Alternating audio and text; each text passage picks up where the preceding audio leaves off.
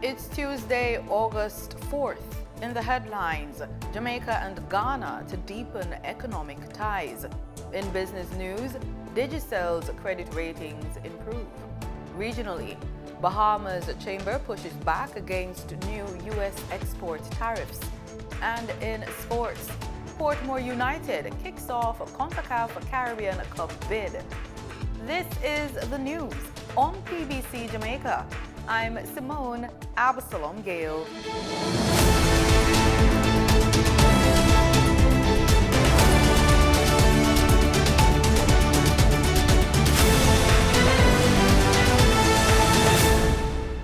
Jamaica and Ghana are strengthening their historic partnership with a renewed focus on trade, investment, and closer cooperation across key sectors.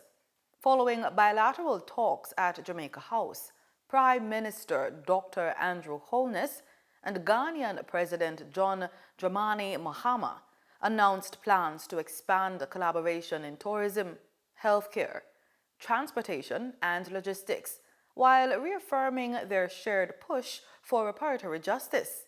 Here's more in this report. Jamaica and Ghana are working to strengthen their historic partnership with a focus on expanding cooperation in tourism, investment, healthcare, and transportation. Prime Minister Dr. Andrew Holness says talks have also advanced plans for greater connectivity, including possible direct flights between Accra and Montego Bay. Mr. President, I'm particularly pleased of the discussions as it relates to air services agreements, the expansion of tourism, and indeed I'm hopeful that in the very near future we could see direct flights from Accra to Montego Bay. The leaders also agreed to pursue stronger commercial ties by linking Jamaica's role as a logistics hub for the Caribbean with Ghana's position as a gateway to West Africa. Prime Minister Mahama said the focus is now on creating new opportunities for investment and trade between the two regions. We discussed bringing Jamaican and Ghanaian business people together. I think that is one sure way to begin cross-investments between our countries. There are many opportunities that exist here in Jamaica, and there are many opportunities that exist in Ghana. Both of us have the vision of creating our nations into hubs for our sub-region. And so hub to hub, we can cooperate both in investments and in terms of movement of people and services between Accra and Jamaica. Prime Minister Holness also reaffirmed commitments to advancing the global reparations movement. So reparations, it's not only about or primarily about money returning, as some of us would like to think.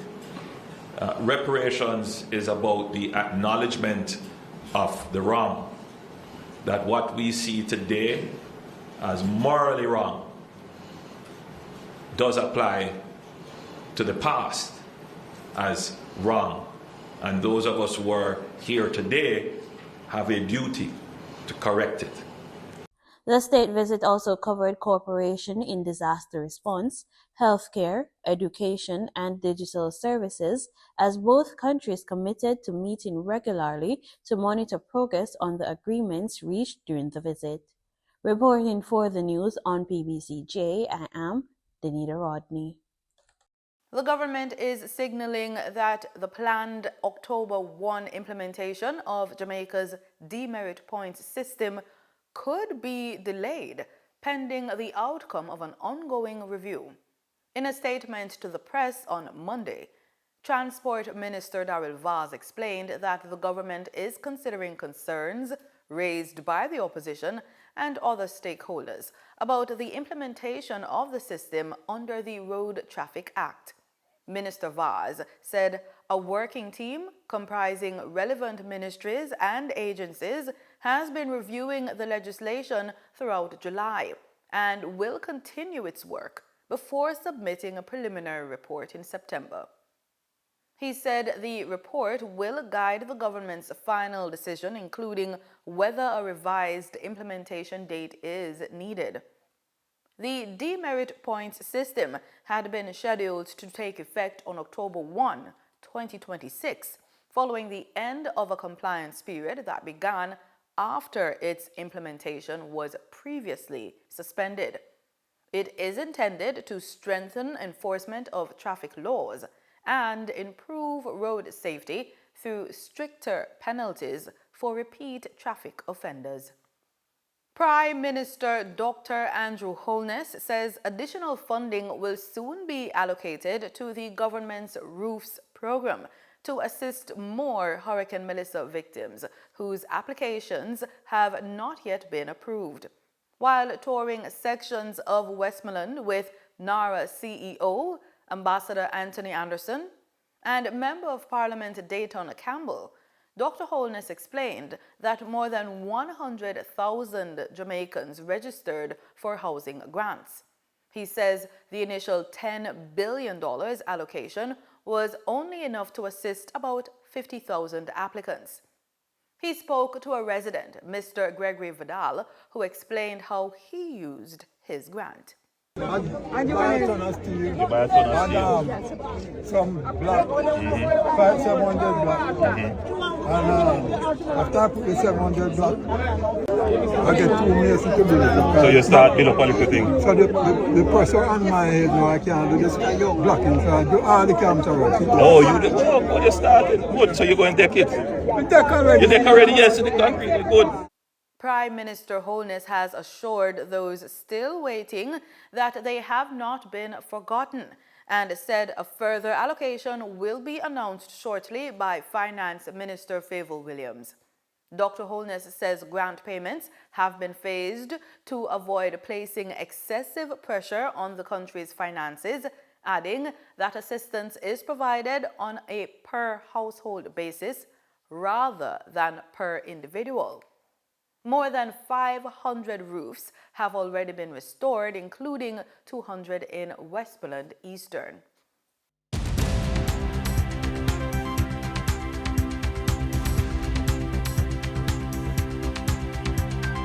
In the business report, Digicel says its financial turnaround has been recognized with a credit rating upgrade from international agency Fitch Ratings. The company says Fitch raised the long-term user default rating of Digicel International Finance from B to B+, while maintaining a stable outlook. The upgrade reflects Digicel's progress in reducing debt, maintaining positive cash flow, and strengthening its financial position. Fitch also cited the company's strong Caribbean market presence and noted that it has no major repayment due until 2032. MSME Alliance President Antoinette Hamilton is welcoming the launch of the government's upgraded GoJEP 2.0 procurement platform, saying it should give more small businesses access to public sector contracts. Hamilton is encouraging MSMEs to familiarize themselves with the new system as the government prepares to spend an estimated $470 billion on procurement this fiscal year. Finance Minister Favour Williams says 20% of the procurement budget has been reserved for MSMEs, but the sector currently secures only about 1% of those contracts because of the challenges with the procurement process. She says the upgraded platform is designed to make bidding for government contracts simpler and more accessible. For a look at the latest market activities, here's Denise Williams. For the trading period of August 3, 2026, the most actively traded securities were Kingston Wharves Limited with 9,945,322 units representing 23.26% of market sales. Elite Diagnostic Limited with 8,418,227 units representing 19.68% of market sales. Trans-Jamaica Highway Limited shares of 6,535,147 units representing 15.28% of market sales. Investor activity remained concentrated in logistics, transportation, and medical technology plays, signaling continued interest in dividend-producing and strategic assets. Turning to the foreign exchange market based on Bank of Jamaica data for August 3, 2026, Forex traders recorded significant activity with strong demand across major currencies. For the US dollar, trading margins reflected steady liquidity, with the US selling at $159.04 and buying at $158.03. For the Canadian dollar, moderate gains supported by $6.79 transaction spreads. The Canadian dollar sold for $114.54 and was bought for $107.75. The British pound had continued volatility and offered short-term trading opportunities of $5.42 in profits for the banks. The British pound sold for $213.55 and was bought for $208.13. These movements underscore the importance of cash flow timing and currency awareness for businesses managing import costs, debt servicing, or overseas exposure. For our credit report tip of the day, before you leave your paycheck, build your financial reputation.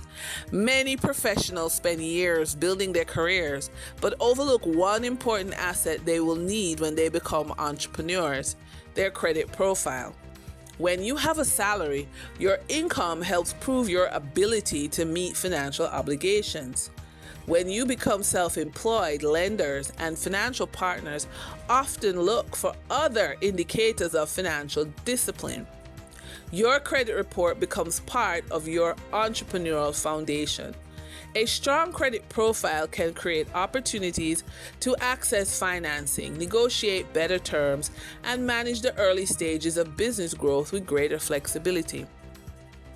The transition from employee to entrepreneur should not begin on the day you resign. It should begin while you still have predictable income and the ability to strengthen your financial position.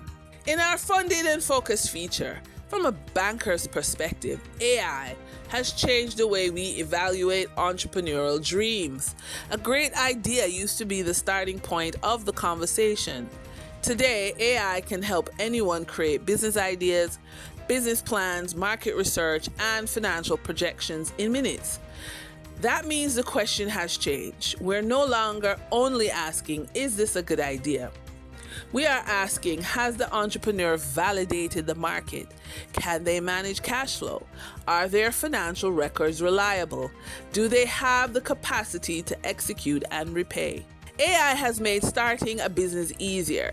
It has also made proving that a business is ready for funding more important. The entrepreneurs who stand out will be those who combine innovation with discipline, data, and financial readiness. Because funding is not just about the dream. It is about the ability to turn that dream into a sustainable business. And that's today's business report. I'm Denise Williams, bringing clarity to capital markets and strategy. Until next time, stay informed, stay intentional, and keep building forward. See you soon.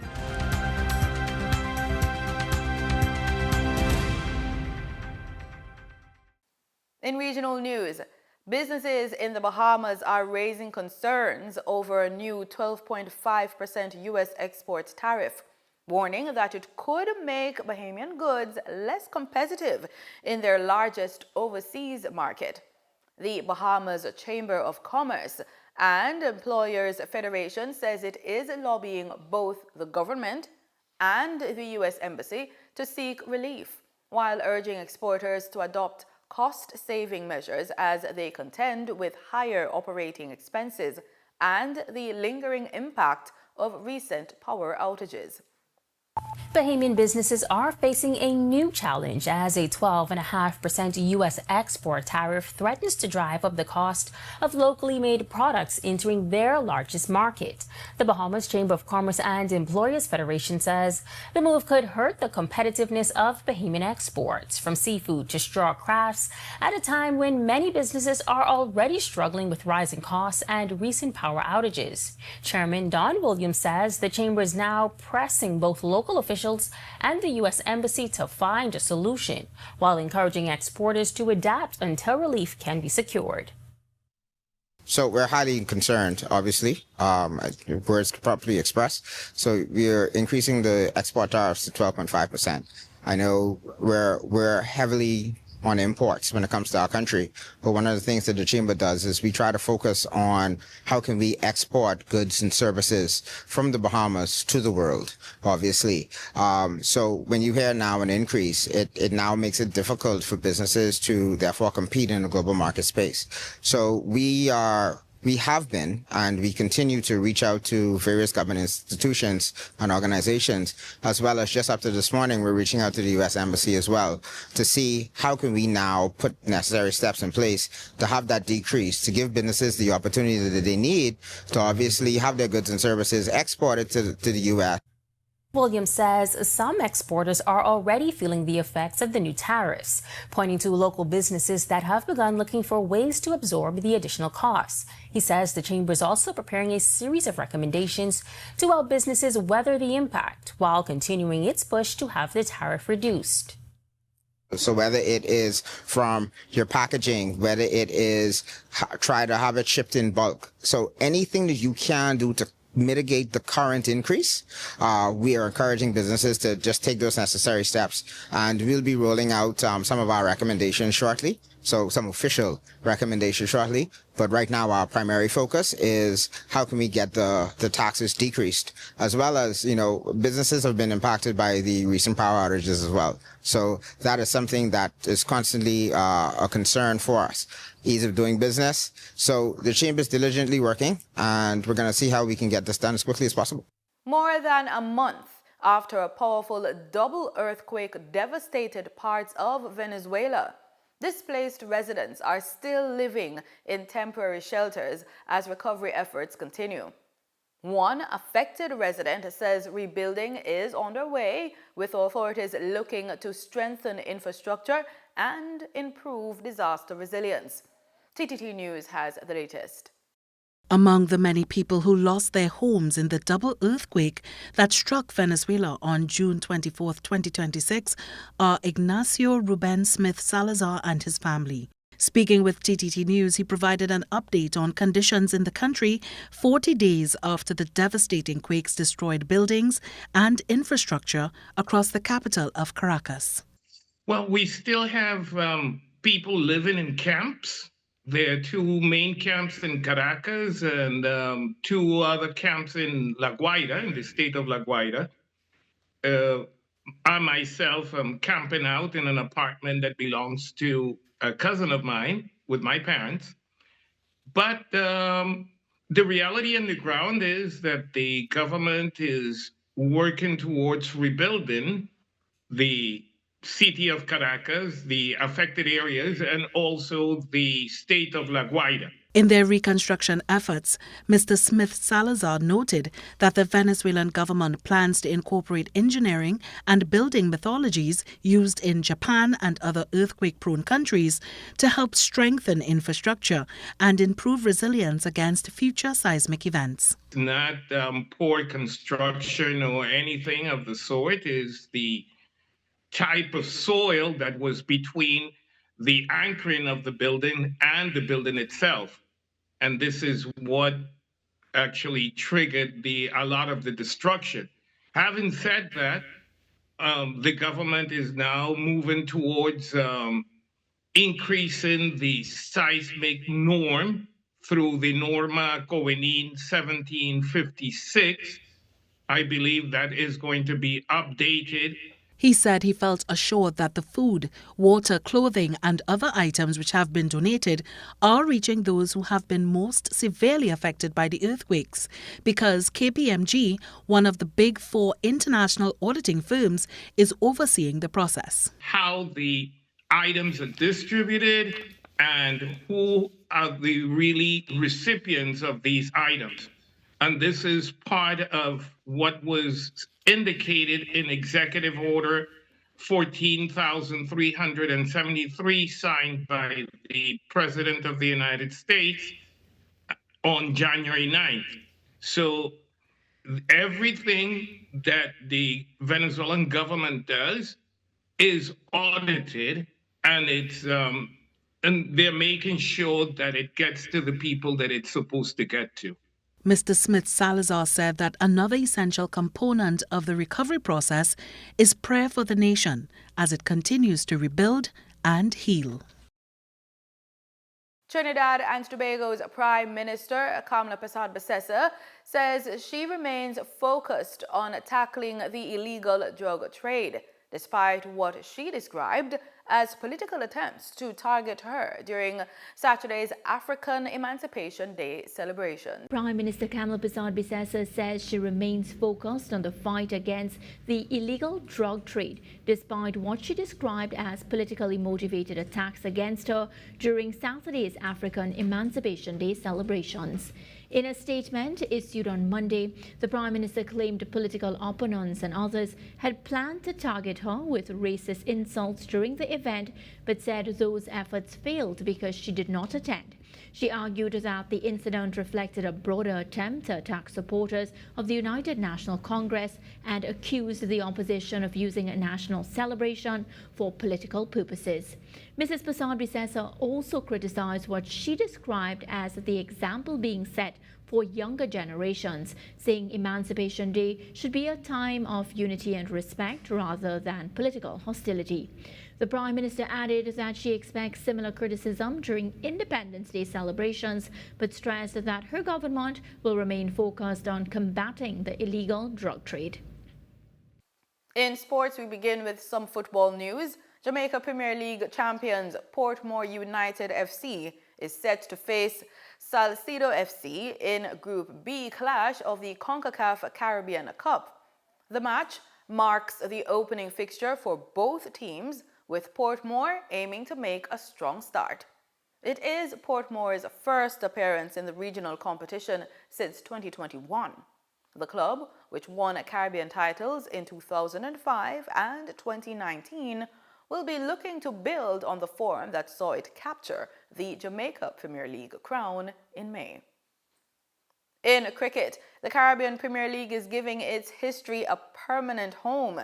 CPL has launched a Hall of Fame, honoring the players and people who built the tournament since 2013. From Chris Gale's unbeaten 47 in the first final in 2013 to Trinbago Knight Riders' record 267 for 2, the Caribbean Premier League has produced 13 years of unforgettable cricket. Now the tournament will induct 2 honorees annually, 1 player and 1 off-field contributor. The inaugural inductees will be celebrated at a gala dinner in Barbados on Tuesday, September 15th, a night that will bring together Caribbean cricket's biggest names, and it's for a good cause. Proceeds will go to the Sir Clive Lloyd Healthcare Foundation, supporting prostate cancer awareness and testing across the region. And that's the news on PBCJ. You can follow us on our social media platform at PBCJamaica. Thank you so much for watching.